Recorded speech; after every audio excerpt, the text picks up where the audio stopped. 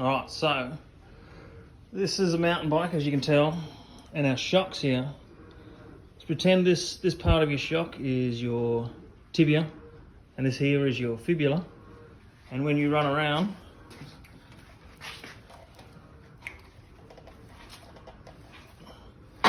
one's moving over the top of another one.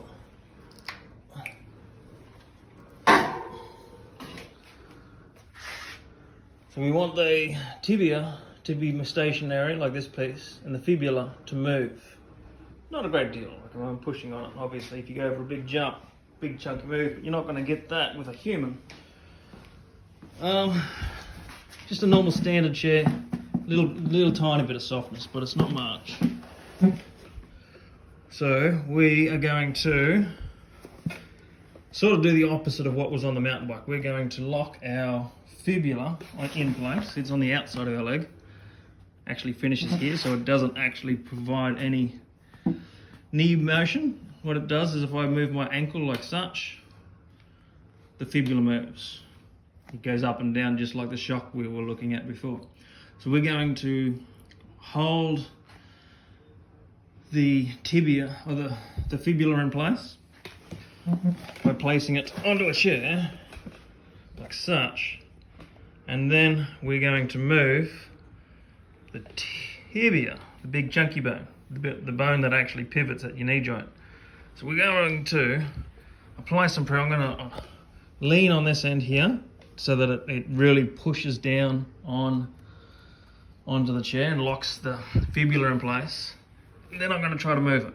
And if it hurts that direction, I can go this direction, and this way it feels a heaps better. I've got to really make sure, it's actually hard work. Like, you got to lean onto it a lot and just do little motions. You're just pulsing it like such. Not much. You can barely see anything moving. You do about 10 or so, and that way felt okay. I have a look at this way, and still a little bit of pain inside here.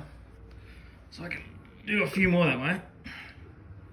I can also try to push this direction towards away, and I can feel a bit of pain going on in the same similar area. And I can also try to go that direction, which is a bit harder, but you can use your other leg to sort of leverage yourself a bit of, and that way feels okay too. So I'm just pushing upwards against there. Once I've done about 10 pushes, so I was going that direction and that way for pain free, I then move up to the next area. So I don't want to push into pain, so that way it causes pain for me, that way it causes pain for me, that way is pain free, that way is pain free. So I do the pain free ways.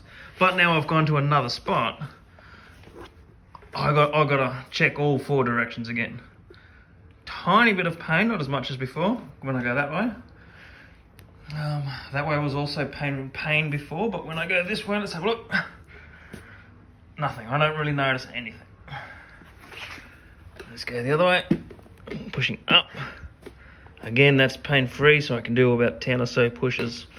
And I do keep repeating that, and I'll move my leg up. I do the 10 or so pushes again, move my leg up again. So your fibula will go from the ankle bone here on the outside, that's the start, or technically the end, and it travels all the way up and there's a little tiny lump, and you can see it pop out when I move my ankle. Pop, pop, pop. And you've got all of the muscles that attach. They attach to something.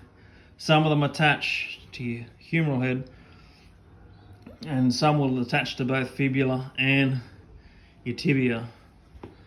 And if only one of them's moving, then the torque that's going through the muscles can overstress all of the muscles, especially in the outside. They'll all attach at some point to your tibia. So if it's not moving, then the muscles aren't going to work properly either. So you need to make sure that things move. If things are moving, then you've got to do something else, because the pain can be coming from a nerve entrapment within a muscle, or the muscle's just chronically tight and needs to be released off. But that's a different story. First, you need to make sure that the joint actually moves. If it doesn't move, then the muscles aren't going to do jack diddly squats. All right, hope it helps.